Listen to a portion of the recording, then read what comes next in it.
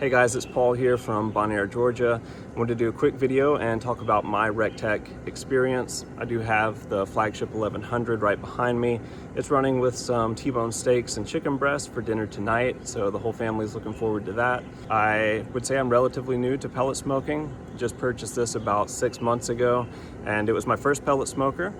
I'm the type of person that if I'm going to purchase something, I like to do quite a bit of research ahead of time. I want to make sure that whatever I'm getting will be a good value. I want to make sure it's going to last me well.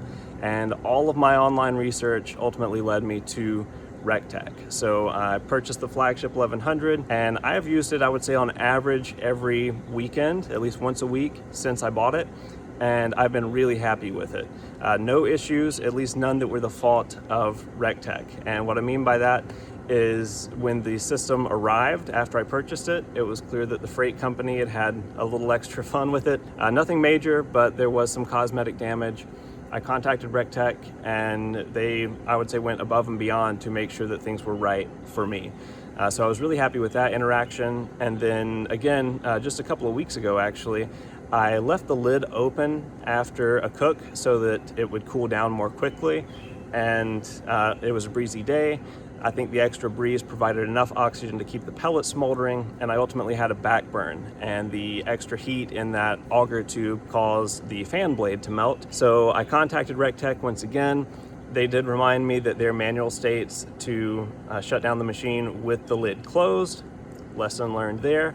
But even with that, they provided a new fan assembly to me at no cost, and it only took me about 5 or 10 minutes to swap it out. She's back up and running today. So been really happy with both the recteq itself and with their customer service.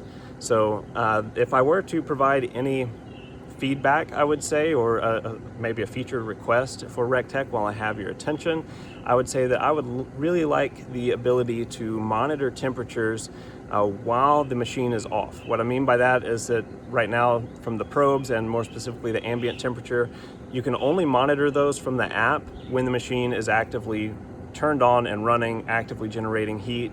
And I would really like the ability to shut it down while it's still plugged in and the machine be off, but still be able to monitor that ambient temperature from the recteq app, so that I know ultimately when the grill is cool enough to come out and clean it or put the cover on it. So there's my request. Thank you, recteq. I think it's time for dinner.